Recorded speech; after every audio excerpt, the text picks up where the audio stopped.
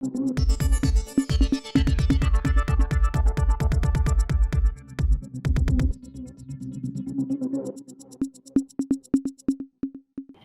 இது news focus Tamil. இன்றைக்கு நம்முடன் அரசியல் பேச இணைந்திருக்கிறார் சமூக சமத்துவத்துக்கான மருத்துவர் சங்கத்தின் செயலாளர் மற்றும் சமூக நீதி கண்காணிப்பு குழு உறுப்பினர் டாக்டர் சாந்தி அவர்கள். மேம் வணக்கம். வணக்கம். உங்ககிட்ட பேச நினைக்கிற ஒரு முக்கியமான ஒரு விஷயம் அப்படிங்கிறது சென்னை ஐஐடியினுடைய அதனுடைய தலைவராக இருக்கக்கூடிய திரு காமக்கோடி அவர்கள் அவர் பேசின ஒரு சர்ச்சையான ஒரு விஷயம். அதாவது சர்ச்சையா அப்படிங்கிறது நீங்க தான் விளக்கணும். அவர் இந்த மாட்டு கோமியத்தை பத்தியும் அதை பற்றி ரொம்ப உயர்வா தன்னோட கருத்தை சொல்லியிருக்கிறாரு. அதுக்கான ரிசர்ச் பேப்பர்ஸ் எல்லாம் சப்மிட் பண்ணப்பட்டிருக்கு. அதனால நான் சொல்ற விஷயம் சரியானதுன்னு சொல்லிட்டு அது ரொம்ப உயர்வா அவர் தன்னோட கருத்தை பேசியிருக்கிறாரு. இந்த பக்கம் சொசைட்டில பாத்தீங்கன்னா அரசியல் கட்சிகள் மத்தியே அதுக்கு ஒரு கடுமையான எதிர்ப்பு வலுக்க துவங்கி இருக்கு. அது சார்ந்து பல விஷயங்கள் கான்ட்ரவர்சி உருவாக ஆரம்பிச்சிருக்கு. பாஜகவுல பலரும் கூட அதுக்கு ஆதரவு தெரிவிக்கிறதுக்கான ஒரு ஃப்ரண்ட் ஃபேஸுக்கு வராங்க. ஓவரால் அந்த சப்ஜெக்ட் எப்படி புரிஞ்சுக்கலாம்? உண்மையிலே மாட்டுக்கொம்மிங்கிறது மருத்துவ குணம் கொண்டதுதானா? எப்படி பாக்குறீங்க? இந்த ஒட்டுமொத்த நிகழ்வுமே மிகுந்த வருத்தத்துக்கும் கண்டனத்துக்குரியதா பார்க்கிறோம். ஏனென்றால் ஒரு கருத்தை சொல்றோம் அப்படின்னா சொல்றது யாரு அப்படிங்கிறது ரொம்ப முக்கியம். ஏன் இப்ப நம்ம இது ஒரு பேசுபடு பொருளா இருக்கு அப்படின்னா, சொன்ன நபர் ஒரு ஐஐடி என்கின்ற மிகப்பெரிய தொழில்நுட்பத்துக்கு பெயர் வாய்ந்த ஒரு கல்லூரியுடைய ஒரு இயக்குனர் என்ற அதுல இருந்தா பண்ணணும். நீங்க சொன்ன பாஜக கூட உடனே இல்ல அவர் ஒரு வீட்டுல சொன்னாரு, அவர் வகுப்பறையில அதை சொல்லல அப்படின்னு அண்ணாமலை அவரே சொன்னாரு. இந்த சென்டென்ஸே ஏன் வருது? இந்த சென்டென்ஸ் அவர் கூறிய கருத்து ஒரு அறிவியலுக்கு புறம்பான ஒன்று, ஒரு கான்ட்ரவர்ஷியலான ஒரு விஷயம். அதனாலதான் அண்ணாமலை அவர்களே அதை நான் அவர் கிளாஸ் ரூம்ல சொல்லலையே அப்படின்னு அவர் எப்படி சொல்லியிருந்திருக்கணும்? அவர் எங்க சொன்னா என்ன அதான் உண்மை அப்படின்னு அவர் அடிச்சு சொல்லியிருந்திருக்கணும். ஆனா அவர் அண்ணாமலையே அப்படி சொல்லல, அவரே ஒரு பேக் அடிச்சுதான் பேசுறாரு. சோ இப்ப என்ன பிரச்சனை அப்படின்னா, ஒரு இப்ப கேட்டில், கால்நடைகள், பால் கொடுக்கும் கால்நடைகள், அப்புறம் வெயிட் லிஃப்ட் பண்றதுக்குன்னு சொல்லியிருக்கின்றன காளை மாடு போன்றலாம் இருக்கு. இந்த மாதிரி நிறைய இருக்கு. அப்படி இருக்கும்போது ஏன் ஸ்பெசிபிக்கா பசுவோடைய சிறுநீரை மட்டும் தான் நீங்க ஆராய்ச்சி பண்ணுவீங்களா? ஆராய்ச்சினா எல்லாத்தையும் ஆராய்ச்சி பண்ண வேண்டியதானே? அப்போ ஏற்கனவே இருக்கின்ற இவர்களுடைய இந்துத்துவ கருத்துக்களை திணிப்பதற்காக ஒட்டு மொத்தமாக எல்லா விதமான நடவடிக்கையும் அவங்க எடுக்கிறாங்க அப்படின்னு சொல்லிதான் நம்ம பார்க்கணும். இது அந்த அடிப்படையில இதை பாத்தீங்கன்னா எங்கெங்க முடியுமோ அங்கெல்லாம் பண்றது. இப்ப உதாரணத்துக்கு இப்ப முதலமைச்சர் அவர்கள் யூஜிசி பத்தி பேசியிருக்காங்க பாத்தீங்களா? யூஜிசி மூலமாக மாநிலங்களுடைய உரிமை எடுக்கப்படும், அவங்க எடுத்துப்பாங்க, ஒன்றிய அரசு எடுத்துக்கப்படும். அதன் மூலமாக கருத்து திணிப்பு என்ன வேணா பண்ணலாம் அப்படிங்கறதெல்லாம் முதலமைச்சருடைய ஆன்சைட்டில ஒரு முக்கியமான விஷயம். இதை ஏன் இப்ப நான் சொல்றேன்னா, யூஜிசி யூனிவர்சிட்டி கிராண்ட் கமிஷன் சில ஆண்டுகளுக்கு முன்பாகவே ஒரு ஜெனரலா ஒரு சர்க்குலர் விடுது. யார் யார் பசுக்கு ஆராய்ச்சி பண்றாங்களோ அவங்களுக்கு அவங்க கிட்ட ரிசர்ச் பேப்பரை வாங்குங்க அப்படின்னு. சாதாரணமாக ஆய்வுனா எப்படி இருக்கணும்? திடீர்னு ஒரு கொரோனா வந்துருச்சு, அதனால நிறைய பேர் இறக்குறாங்க, இதுக்கு தடுத்து நிறுத்துவதற்கான என்ன பண்ணணும், அதற்கான ஆய்வு உடனே செய்யுங்க, தடுப்பூசி கண்டுபிடிக்குமா பாருங்க அப்படி நம்ம சொல்லணும். அப்படி இல்லாம அல்லது ஒரு பொதுவான ஒரு கருத்து இருந்ததுன்னா அதுல இருந்து பண்ணலாம். ஸ்பெசிபிக்கா இத்தனை கால்நடைகள் இருக்கும் பொழுது அந்த பசுவிலிருந்து அதுக்கு திருநீரில் மட்டும்தான் மருத்துவ குணங்கள் இருக்கிறது என்ற ஹைபோதசிஸ் இவங்க முடிவு பண்ண விஷயம் தான். சோ இதையே வேற ஒரு விஷயமா பார்க்கலாம். ஏன்னா இந்த டாபிக்கை நம்ம அரசியல் அப்படின்னு நம்ம எடுத்திருக்கனால அறிவியலை விட அரசியல் அதிகமாக பேச வேண்டிய ஒரு சூழல்ல நம்மள தள்ளி இருக்காங்க. ஒரு ரிசர்ச் பண்றாங்க, கவ் யூரினை வச்சுட்டு எப்படி ஹாஸ்பிட்டல்ல ஆபீசஸ்ல டிஸ்இன்ஃபெக்டன்டா ஃபினைல் மாதிரி பயன்படுத்துது அப்படின்னு. சோ இது மத்திய பிரதேஷ்ல பண்றாங்க. ராஜஸ்தான்ல ஒரு குறிப்பிட்ட இடத்துல மருத்துவமனையில 15 நாள் பைலட் ப்ராஜெக்ட் பண்றாங்க. பைலட் ப்ராஜெக்ட் பண்ணி முடிச்சதுக்கு அப்புறம் அவங்க என்ன சொல்லணும்? இந்த மாதிரி நாங்க பண்ணி பார்த்தோம், இதுல பலன் இருந்துச்சு அப்படின்னு சொல்லணும். சோ அதுக்கப்புறம் ஒரு சின்ன பைலட் ப்ராஜெக்ட் யூஸ்வலா அடுத்து பெரிய லெவலுக்கு பண்ணுவாங்க. ஓகே, இப்போ இதுல நாங்க கண்டுபிடிச்சது ஓரளவு எங்களுக்கு பாசிட்டிவ் சிக்னல் இருக்கு, அதை நான் இன்னும் கொஞ்சம் பெருசா பண்ணி பாக்குறேன், அதுவும் நல்லா இருக்கு அப்படின்னு சொல்லும்போது பரந்துபட்ட அளவுல இன்ட்ரோடியூஸ் பண்ணுவோம். இப்ப சாதாரணமாக ஒரு சின்ன விஷயத்த ஒரு பெரிய பயன்பாட்டுக்கு போய் டக்கு டக்குன்னு பொருத்திட முடியாது. உதாரணத்துக்கு ஒரு 5 பேர்ட்ட ஒரு மருந்து வேலை செஞ்சுச்சுங்கிறதுக்காக வேண்டி 5 லட்சம் பேருக்கு அதை கொடுக்க முடியாது. இப்ப நம்ம கோவிட் வேக்சின் கண்டுபிடிக்கும் போதே நிறைய பேருக்கு நம்பர் ஆஃப் சாம்பிள் சைஸ் வச்சு நம்ம டெஸ்ட் பண்ணோம், அதெல்லாம் நம்ம ஆய்வுபூர்வமாக பேசணும். சோ அந்த மாதிரி இருக்கும் பொழுது இவங்க கவ் யூரின் டெஸ்ட் பண்றாங்க. டெஸ்ட் பண்ணும்போது அந்த ப்ராசஸ்ல என்ன சொல்றாங்க அப்படின்னா, இந்த மாதிரி பண்ணி கவ் யூரின் யூஸ்ஃபுல்லா இருக்கு அப்படின்னு சொல்லி கண்டுபிடிச்சிட்டோம்னா நான் மில்கிங் கவுஸ், அதாவது வயதான பால் சுரக்காத பயனில்லாத பசுக்களை கொல்ல மாட்டாங்க. இப்ப இவங்களோட எண்ணம் என்ன? வயதான பிறகு பசுக்களை மாட்டு இறைச்சிக்காகவோ வேற எதுக்காகவோ அது நார்மலா ப்ராசஸ் பண்றோம்ல, அது பண்ணக்கூடாது. ஏன்னா இவங்க ஒரு தாட் ப்ராசஸ்ல இந்துத்துவ மனநிலையில பசுவை மட்டும் கொலை பண்ணக்கூடாது. அப்ப எல்லா உயிரும் இன்புற்று இருக்க வேண்டும் பராபரமே அப்படின்னு சொல்லி வள்ளலார் சொன்னாரு. சோ உலகத்துல இருக்கிற எல்லா உயிருமே முக்கியம் தான். அப்படி இருக்கும்போது எல்லா உயிர்களிலும் அன்பு செலுத்தணும். ஒரு ஆராய்ச்சினா எல்லா ஆராய்ச்சி சொல்லணும். இப்ப வந்து ஏன் பசுவோட யூரின்ல மட்டும் டெஸ்ட் பண்றீங்க, எரும மாட்டோட யூரின்ல ஏன் டெஸ்ட் பண்ணல? இந்த இப்ப நாங்க அறிவியலா தான் சொல்லுவோம். why I am doing this I have to justify it. இதை நான் வந்து ஜஸ்டிஃபை பண்ணணும். why not I am doing that, அதுக்கும் நான் ஜஸ்டிஃபை பண்ணேன். நான் ஏன் எருமையில பண்ணல? எருமையும் நம்மளோட தானே இருக்கு, அதுவும் அதே மாதிரியான தானே. அப்போ what is a greatness specific uniqueness except your religious belief? So உங்களுடைய மத ரீதியான நம்பிக்கை தவிர வேற என்ன அங்க அறிவியல் பூர்வமாக இருக்கிறது அப்படின்னு பார்க்க வேண்டியது. ஏன்னா திருட ரொம்ப நாள் உள்ள இருக்க முடியாம இவங்களே சொல்லிடுறாங்க. அப்ப நான் மில்கிங் கவுஸை வந்து காப்பாற்றணும்னா இது மாதிரி நம்ம பண்ணணும் அப்படின்னு. இப்போ நீங்க சொன்னீங்க ஐஐடி சேர்ந்த தலைவர் வந்து நான் 5 பேப்பர் காமிக்கிறேன் அப்படின்னு. இது மாதிரி நிறைய பேப்பர் காமிக்கலாம். சோ இப்ப பேப்பர் அப்படிங்கும்போது அது யார் பண்ணாங்க, அதோடைய சாம்பிள் சைஸ் என்ன, இதெல்லாம் வச்சுதான் நம்ம அதோடைய குவாலிட்டியை வந்து பார்க்க முடியும். இன்னைக்கு வந்து எப்படி பெய்டு மீடியா அப்படிங்கிறது வந்து ஒரு சாபக்கேடா இருக்கும். இப்ப ஆக்சுவலி ஒரு 30 வருஷத்துக்கு முன்னாடி இந்த மாதிரி ஒரு மீடியா ஜேர்னலிசம், இப்போ ஒரு விஷயத்துக்கு முன்னாடி ஹோம்ஒர்க் பண்ணிட்டு வருது, குவாலிட்டி அது பண்றது, அதெல்லாம் இல்ல. அது குற்றீசல் மாதிரியான வந்துட்டு நிறைய வருது. சோ அது வந்து இன்றைய காலகட்டத்துக்கு போக்குல தவிர்க்க முடியாது. அதே போல எல்லா இடத்துலயும் டைலூட் ஆயிடுச்சு. அதே மாதிரி ஆய்வுகளும் டைலூட் ஆயிருக்கு. அதனாலதான் நாங்கள் முக்கியமாக சமூக சமத்துவத்திற்கான டாக்டர் சங்கம் கொரோனா வேக்சின் பண்ணும்போது கூட ஏன் இந்த ஆராய்ச்சியை தனியார்ட்ட கொடுக்குறீங்க, ஏன் நீங்க வந்து கவர்மெண்ட் பண்ண மாட்டேங்குது, ஏன் இன்டகிரேட்டட் வேக்சின் காம்ப்ளெக்ஸ் என்கின்ற செங்கல்பட்டில் இருக்கின்ற தடுப்பூசி உற்பத்தி மையத்தில் செய்யாம ஏன் வேற யாராச்சும் செய்ய சொல்றீங்க அப்படின்னு சொல்றோம். சோ அப்ப அதான் நம்பகத்தன்மை தேவைப்படுகிறது. சோ இப்போ இவங்க ஒரு முடிவு பண்ணிட்டாங்க, முன்னாடியே ஆய்வுக்கான முடிவு எழுதிட்டு அதுக்கப்புறம் ஆய்வு பண்றோம் அப்படின்னு சொன்னா அது எப்படி ஏற்புடையதாக இருக்கும்? எந்த ஆய்வுமே வரவேற்கத்தக்கது. மாட்டோடைய சிறுநீர்ல வந்து பலன் இருக்கா அப்படின்னு பாக்கணும்னா வேணும். ஏன்னா எப்படி வந்து animal science, veterinary science, life stocks எல்லாம் நமக்கு கால்நடைகள் நமக்கு வந்து வருவாயிட்டுங்கன்னா அதுக்கு நோய் இருக்கா, அதுக்கு யூரின்ல இன்ஃபெக்ஷன் இருக்கா, அதுக்கு யூரின்ல வேற ஏதாவது பிரச்சனை இருக்கா, புரோட்டீன் போகுதா, அதெல்லாம் பார்க்கறதுக்கான அந்த அறிவியலும் வளரணும், அந்த ஆய்வுகளும் செய்ய வேண்டும். ஆனா ஆய்வுகளை செய்யும் பொழுது ஒரு முன்முடிவோடு போகக்கூடாது. அதுதான் பிரச்சனை. இப்ப நான் முன்முடிவா போயிட்டேன், நான் வந்து இதுல பலன் இருக்கு நான் சொல்லணும், அதுக்கு என்ன மாதிரி ஸ்டோரி எழுதணும் அப்படின்ற மாதிரி. அப்போ பட்ஜெட்ல பாத்தீங்கன்னா கவ் யூனிவர்சிட்டி சிறப்பு திட்டங்கள் யோஜனான்னு சொல்லிட்டு அதுல வந்து ஆயோக்னு சொல்லிட்டு காமதேனு ஆயோக், அது மாதிரி பல திட்டங்கள் வந்து சிறப்பா நீங்க வந்து பசுவுக்கு மட்டுமே செய்கின்றீர்கள். சோ இதுக்கான ஜஸ்டிபிகேஷன் என்ன அப்படிங்கறதுதான். இதுக்கு அடுத்தபடியாக இவங்க வந்து இதோட மட்டும் நிக்கல, இது வந்து ஒரு தொடர்ச்சியாக பல்வேறு இடங்களில் எங்கெல்லாம் முடியுமோ அங்கெல்லாம் அவங்கள்ட்ட இந்துத்துவ கருத்துக்களை கொண்டு வருகிறார்கள். இது வந்து மைண்ட் வாய்ஸோ இல்ல போறவங்க வரவங்களோ சொல்றது கிடையாது. பிரக்யா தாக்கூர்னு ஒரு எம்பி இருந்தாங்க, மெம்பர் ஆஃப் பார்லிமெண்ட், மாலிகான் குண்டு வெடிப்புல இருந்தாங்க. அவங்களுக்கு வந்து கேன்சர் பிரெஸ்ட் வருது. அந்த அம்மா என்ன சொல்றாங்க, நான் வந்து டெய்லி வந்து கோமூத்ரா குடிச்சதுனாலதான் எனக்கு கேன்சர் சரியாச்சு.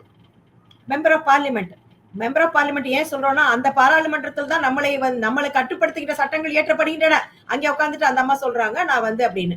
உடனே அந்த டாக்டர் சொல்றாரு, அந்த அம்மாக்கு நான் 3 வாட்டி ஆபரேஷன் பண்ணிருக்கேன், அவங்க வந்து சின்சியரான பேஷண்ட். சோ அவங்களுக்கு வந்து கேன்சர் பிரெஸ்ட் இருக்கு, அதுக்கு போய் அவங்க அறுவை சிகிச்சை செய்கிறார்கள், தொடர் சிகிச்சையில இருக்காங்க. அதன் காரணமாக அவங்க அந்த நவீன அறிவியல் மருத்துவத்தின் பலனை அவங்க அனுபவிக்கிறாங்க. அவங்க நல்லா வந்து ஆரோக்கியமா இன்னைக்கு இருக்கிறாங்க, இருக்கட்டும்.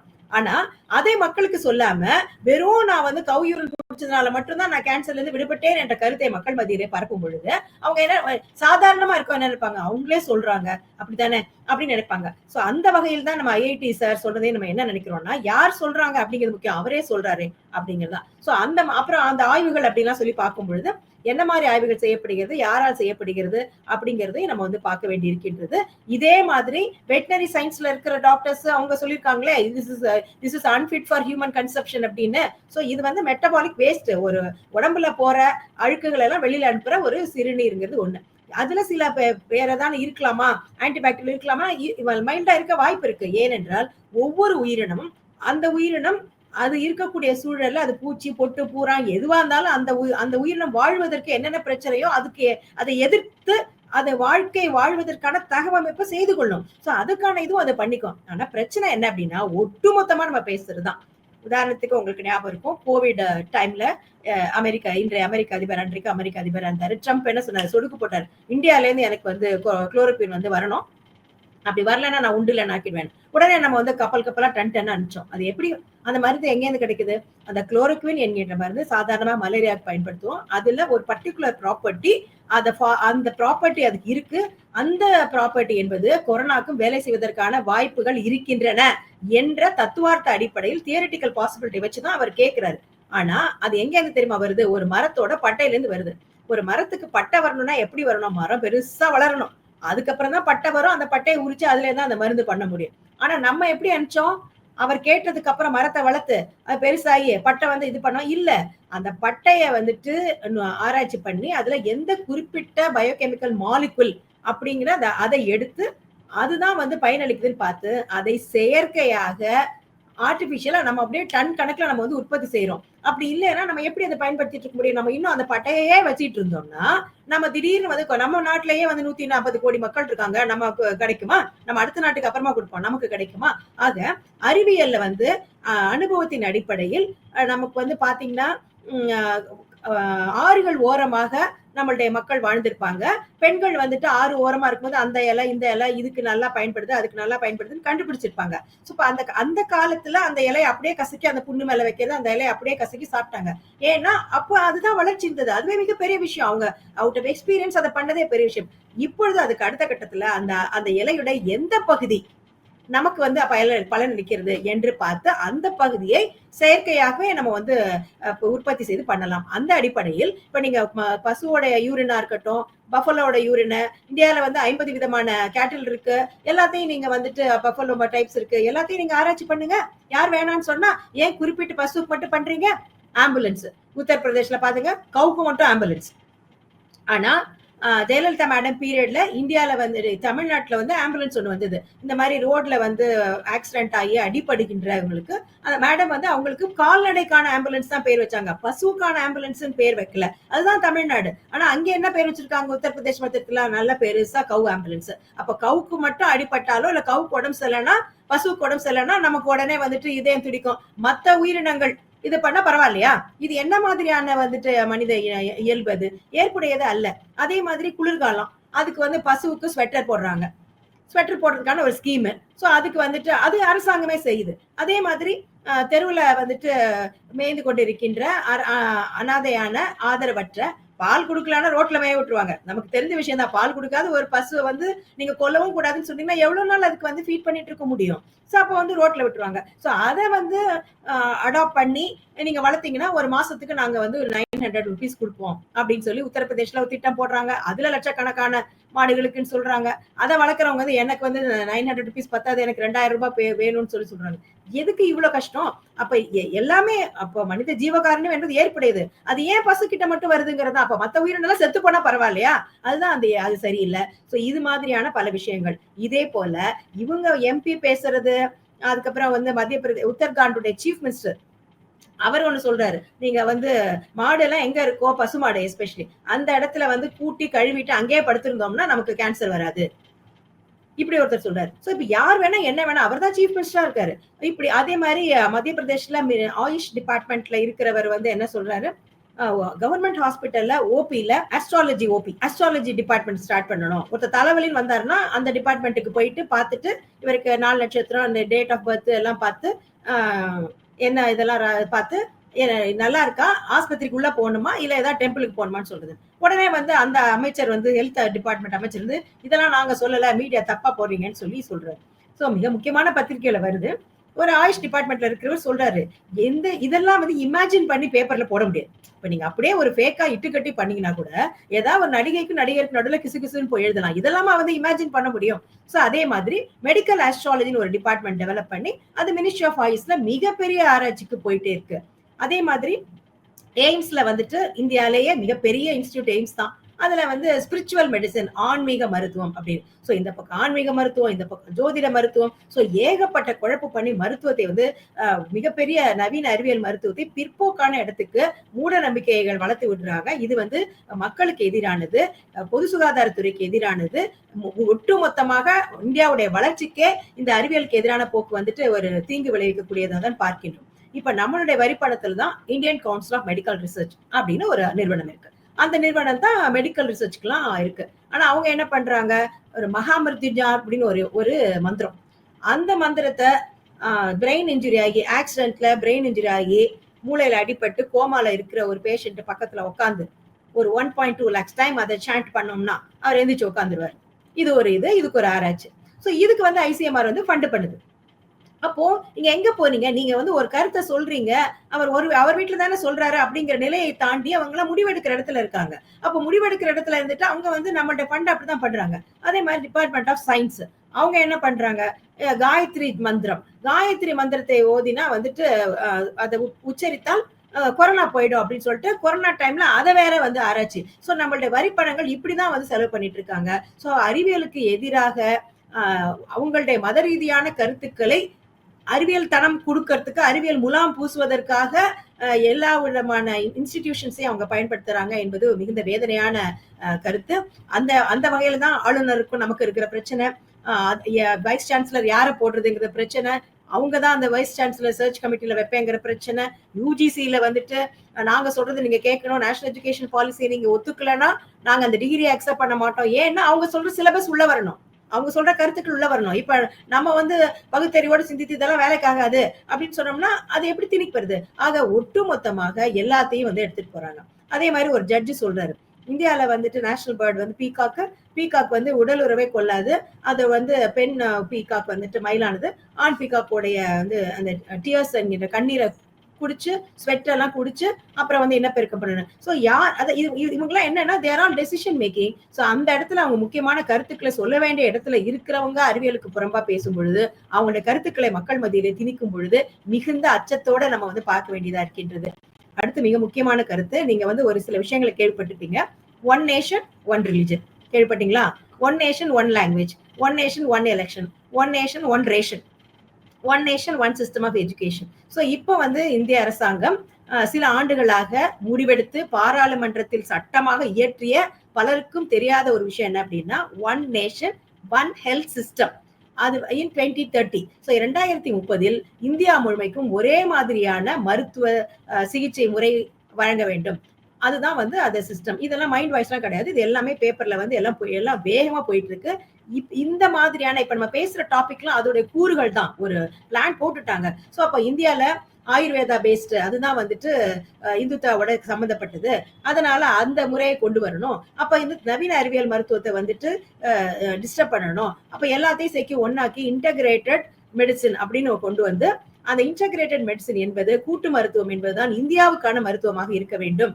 அப்ப யோகா எல்லாமே கொண்டு வரணும்னு சொல்லி அவங்க நினைக்கிறாங்க. சோ அதன் அடிப்படையில் இதை நீங்க பண்ணிதான் ஆகணும், செஞ்சுதான் ஆகணும், ஆய்வுகள் செஞ்சுதான் ஆகணும், கவ் யூரினுக்கான ஆய்வுகள் செஞ்சுதான் ஆகணும் என்பதெல்லாம் வருகிறது என்பதை பார்க்க வேண்டியிருக்கிறது. இது வந்து தனியா யாரோ ஒருத்தர் போற போக்குல சொல்லிட்டாரு, தெரியாம சொல்லிட்டாரு, அவர் அவங்க வீட்டுல தான் சொல்லிட்டாரு, விடுங்கப்பா அப்படி என்பது போல் கிடையாது.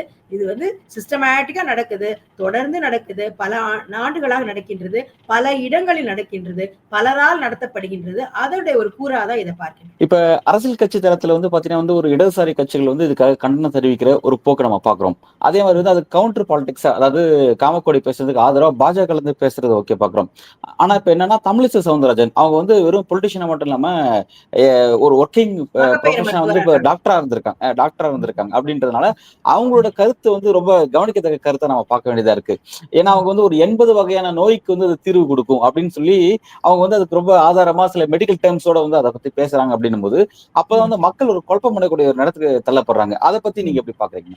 ஒரு குழப்பமும் வேண்டாம். அதான் நான் சொன்னேன். யார் சொல்றாங்கங்கிறத அவங்க எந்த இடத்துல இருந்து சொல்றாங்க அப்படிங்கிறது ரொம்ப முக்கியம். அவங்க மகப்பேறு மருத்துவராக இருந்தாலும் அவங்க தெலுங்கானாவுடைய ஆளுநராக இருக்கும் பொழுது மிக முக்கியமான ஒரு கருத்தை சொன்னாங்க. ராமாயணம் அதில் முக்கியமாக சுந்தரகாண்டத்தை வந்து கர்ப்பிணி பெண்கள் படித்தா ரொம்ப தரம் வாய்ந்த குழந்தைங்கலாம் பிறக்கும் அப்படின்னு சொல்லி மென்டலி அண்ட் பிசிக்கலி நல்லா இருக்கிற ஒரு குழந்தை பிறக்கும் அப்படின்ற மாதிரிலாம் வந்து சொன்னாங்க. ஸோ பலர் வந்து பலவிதமான கருத்துக்களை வந்து சொல்றாங்க. பெண்ணிய கருத்துக்களை கூட நம்ம வந்து பல்விதமான கருத்துக்களை சொல்லும் போது அதற்கு எதிரான கருத்துக்களை வந்து அவங்க வைப்பாங்க.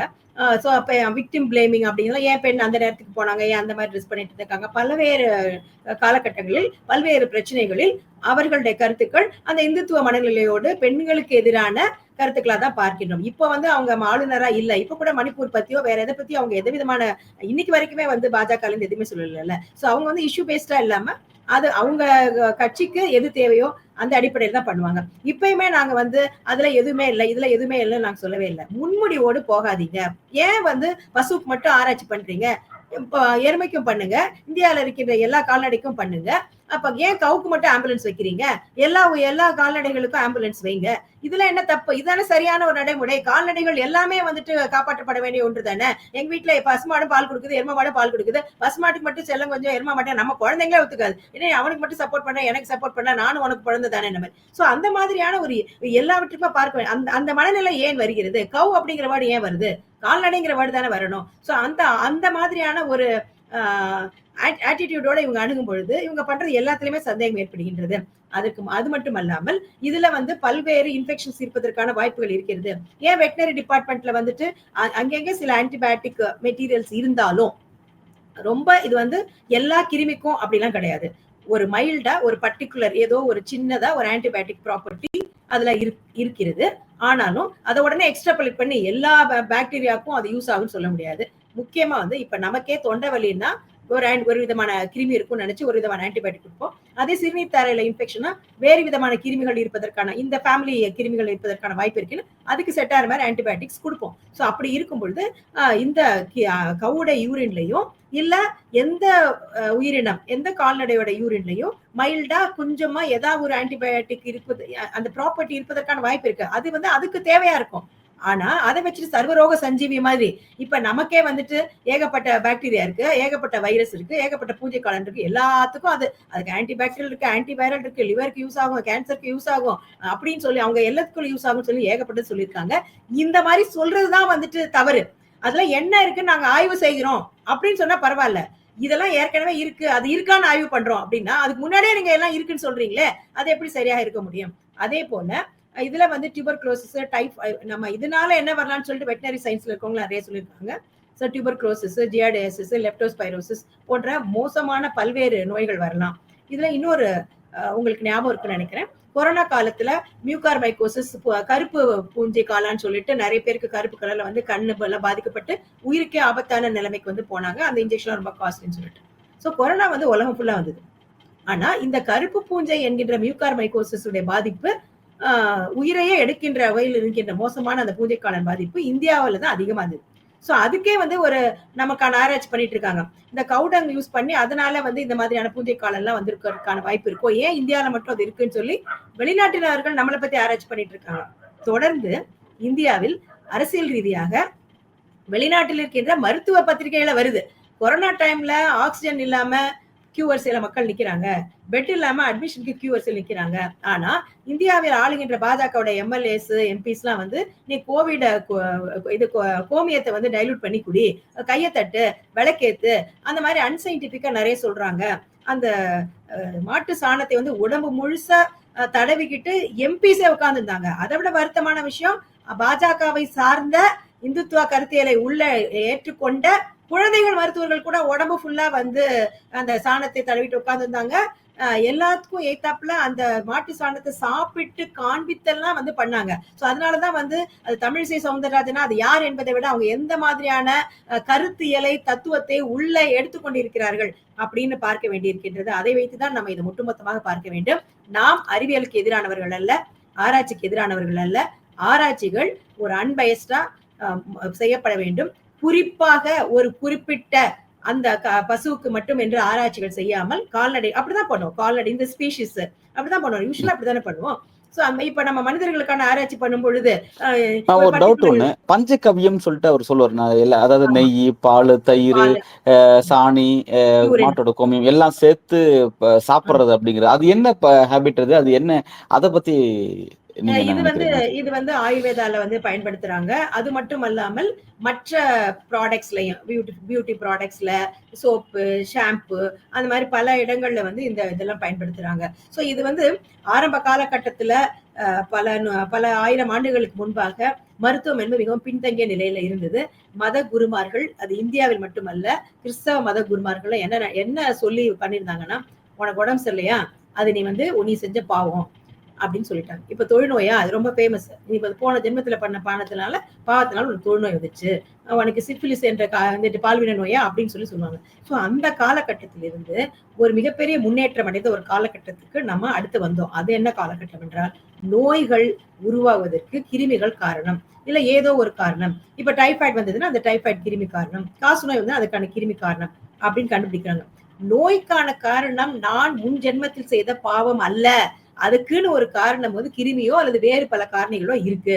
அப்ப நான் உடல் பருமன் ஆறேன், நான் நிறைய உட்காந்து சாப்பிட்டா உடல் பருமன் ஆகும், அதனால பிரச்சனை இருப்பேன். நான் நிறைய உட்காந்து சாப்பிடுறது, தேவைக்கு அதிகமா சாப்பிடுறதுதான் அந்த நோய்க்கான காரணம். இப்ப நோய்க்குன்னு காரணம் ஒண்ணு இருக்குன்னு கண்டுபிடிக்கிறது, மனுஷன் கண்டுபிடிச்சு அதை ஏற்றுக்கொண்டு போறதுக்கே ஒரு காலகட்டம் வந்தது. அதற்கு பிறகு அந்த காரணி என்னன்னு கண்டுபிடிச்சு, இப்ப காச நோய்க்கு இதுதான் கிருமின்னு கண்டுபிடிச்சிட்டோம். ஆனா அதுக்கான ஆன்டிபயோட்டிக் கண்டுபிடிப்பதற்கு பல வருஷம் ஆயிடுச்சு. இப்ப நம்ம பாத்தீங்கன்னா அந்த காலத்து பாலும் பழமும் பல படங்கள் பார்த்திருப்போம். காச நோய்க்கு வந்து சிகிச்சை பண்றது இல்லாம நம்ம இறந்ததெல்லாம் நிறைய விஷயங்கள்ல நிறைய பொலிட்டீஷியன்ஸ் எல்லாம் கூட இறந்திருக்காங்க. மிக முக்கியமான அரசியல் தலைவர்கள் அந்த காலகட்டங்களில் காச நோயால் பாதிக்கப்பட்டு மருந்து இல்லாம. அப்போ காச நோய் கிருமின்னு கண்டுபிடிச்சிட்டோம். ஆனா அதை கொல்றதுக்கு ஆன்டிபயோட்டிக் நம்ம கிட்ட இல்ல. அப்ப இப்பதான் அதை கண்டுபிடிச்சிருக்கோம். சோ இப்படி வந்து அறிவியல் அடுத்தடுத்த கட்டங்களை போய் கொண்டிருக்கின்றோம். ஆகவே பஞ்சகவியமாக இருந்தாலும் சரி, எதுவாக இருந்தாலும் சரி, ஆராய்ச்சிக்கு உட்படுத்த வேண்டும். அது வந்து அந்த ஆராய்ச்சியே பண்ணக்கூடாதுன்னு நம்ம சொல்ல வரல. ஆராய்ச்சி பண்ணாம இதை நீ சாப்பிட்டுதான் ஆகணும், நீ சாப்பிடலன்னா நான் ஒத்துக்க மாட்டேன், நான் சொல்றதை நீ படிச்சுதான் ஆகணும், அதுக்கு நான் யூஜிசி ஏன் இந்த மாதிரி சொல்றீங்க, நான் படிக்கிறது உங்களுக்கு என்ன பிரச்சனை, நான் என்ன சிலபஸ் படிக்கணும், என்னுடைய மருத்துவக் கல்லூரி நான் என்ன படிக்கணுங்கிறத நீங்க நேஷனல் எஜுகேஷன் பாலிசியில கொண்டு வரீங்க. அங்க என்ன பிரச்சனை, உங்களுக்கு தான் பயம் இருக்கு. நான் சொல்றது, நாங்க வந்து பகுத்தறிவோடு சிந்திக்கிறோம், நாங்க ஒரு கேள்வி கேட்டா உங்களுக்கு சிக்கல் வந்துடும். அதனால நீங்க என்ன சொல்றீங்க, நீ வந்து ஒரு சிலபஸ் வச்சு டாக்டர் ஆனா அது செல்லாது, நான் கொடுக்குற சிலபஸ் தான் நீ படிக்கணும். அப்ப நான் சொல்ற integrated medicine, one nation one health system அப்படின்னு சொல்லி நான் கொண்டு வருவேன். அப்ப நீ பஞ்சகவியத்தை கொடுக்கலாமான்னு ஆராய்ச்சியே பண்ணாம கொடுத்துதான் ஆகணும் அப்படின்னு சொல்லி என்ன வற்புறுத்துவதற்காக நீங்க எல்லா சிஸ்டத்தையும் ரெடி பண்ணிக்கிறீங்க. அந்த ப்ராசஸ் அவங்க பண்றாங்க பாத்தீங்களா, அதுவே சந்தேகம் ஏற்படுது. நீங்க என்ன வேணா படிங்க, அதை எக்ஸ்ப்ளோர் பண்ணுங்க, ரிசர்ச் பண்ணுங்க. அப்படி இப்ப நாங்க சொல்றோம்ல, டூ ரிசர்ச் எல்லாத்துக்கும். ஏன் பசுமாடு என்ன காளமாடுக்கு பண்ணுங்க, நம்ம ஜல்லிக்கட்டப்ப நம்ம எவ்வளவு பேசணும், காளமாடு பத்தி எவ்வளவு பேசணும், காளமாடுக்கு பண்ணுங்க, பஃபலோ எருமைக்கு பண்ணுங்க. ஏன் இது மட்டும் பண்றீங்க, ஏன் இதுக்கு மட்டும் ஆம்புலன்ஸ் போடுறீங்க, ஏன் இதுக்கு மட்டும் ஸ்வெட்டர் போடுறீங்க, ஏன் இதுக்கு மட்டும் கவ் யூனிவர்சிட்டி வைக்கிறீங்க, ஏன் இதுக்கு மட்டும் ஆராய்ச்சி செய்றீங்க, ஏன் மத்ததுக்கான ஆராய்ச்சி செய்யவில்லை என்பதுதான் எங்களுடைய கேள்வி. இதுக்கெல்லாம் அவங்க பதில் சொல்லணும். Why only cow, why not buffalo, why not other animals? அந்த ப்ரீஃபிக்ஸ் ஐடியாவோட போகிறது. இந்த கருத்து திணிப்பு, மூட நம்பிக்கைகளை திணிப்பது ஏற்புடையது அல்ல. அதே மாதிரி நீங்க மேடம் பத்தி கேட்டீங்க. she is my college senior also, Tamilisai Soundararajan madam. So அவங்க வந்து இப்ப பாத்தீங்கன்னா RSS வந்துட்டு டிசைனர் பேபி, அந்த வார்த்தையை பாருங்க, டிசைனர் பேபின்னு சொல்லிட்டு அந்த கர்ப்ப கிரகத்துல இருக்கும் பொழுதே அந்த குழந்தைகளுக்கு என்ன மாதிரியான வேதங்களை சொல்றது இதெல்லாம் சொல்லி பேட்ரியாட்டிசமோட, தேசபக்தியோட மிகவும் சிறப்பான குழந்தைகளை உருவாக்குறோம் அப்படிங்கிற ப்ராசஸ்ல RSS வந்து இந்தியா முழுமைக்கும் ஜோனா பிரிச்சு பிரெக்னன்ட் லேடிஸ்க்கே வந்து கிளாஸஸ் எடுக்கிறாங்க. அதுல வந்து மேடம் வந்து மகப்பேறு மருத்துவராகவும் கலந்துக்கிறாங்க. ஸோ இது அதனாலதான் அது அவங்களுடைய கருத்தியல். அவங்க அதை சொல்றாங்களே, she belongs to BJP. அவங்க அந்த RSS உடைய கருத்துக்களை வந்து சரி என்று நினைக்கிறார்கள், பெருமையாக நினைக்கிறார்கள். அது நமது பார்வையில் வந்து அது நம்ம மாற்று கருத்தோடு இருக்கின்றோம். ஸோ அந்த வகையில் அவங்க மருத்துவராக இருந்தாலும் அவங்களுடைய கருத்தை வந்து நம்ம இந்துத்துவ துணியில் தான் பார்க்க வேண்டி இருக்கின்றது. அது மட்டும் அல்லாமல் இப்பொழுது நான் குறிப்பிட்டது போல குழந்தைகள் மருத்துவர்கள் கூட அந்த சாணியை சாப்பிட்டு காமிக்கிறாங்க. நார்த் இந்தியாவில் இருக்கிற டாக்டர்ஸ் எல்லாம் கொரோனா டைம்ல இது எல்லாமே நடந்தது. ஸோ இது மிக மோசமான காலகட்டத்தில் இந்தியா இருக்கின்றது. பல்வேறு விதமான கருத்துக்களை மருத்துவம் படித்தவர்கள் அல்லது மிகச்சிறந்த அந்த சப்ஜெக்ட்ல சிறந்தவர்களாக நாம் கருதி கொண்டிருப்பவர்கள் கூறும் பொழுது, அறிவியலுக்கு புறம்பாக கூறும் பொழுது, மூட நம்பிக்கையை பரப்புவதாக கூறும் பொழுது, மக்கள் மிகுந்த எச்சரிக்கையோடு கவனத்தோடு இந்த விஷயங்களை அணுக வேண்டும் என்பதுதான் நம்மளுடைய வேண்டும். ரொம்ப ஒரு முக்கியமான ஒரு டாபிக் வந்து கிளம்பி இருக்கு தமிழ்நாட்டில் அப்படிங்கறத பார்க்கணும். இந்த டாபிக்ல வந்து ஒரு மருத்துவரா வந்து இதை எப்படி பார்க்கணும், அது பின்னாடி இருக்க அறிவியல் என்ன, அரசியல் என்ன அப்படிங்கறத பிரிச்சு உங்களுடைய கருத்துக்களை ரொம்ப தெளிவா இந்த நேரத்தில் வழங்கியிருக்கேன் மேம். உங்களோட நேரத்துக்கும் உங்களோட கருத்துக்கும் மிக்க நன்றி. நன்றி.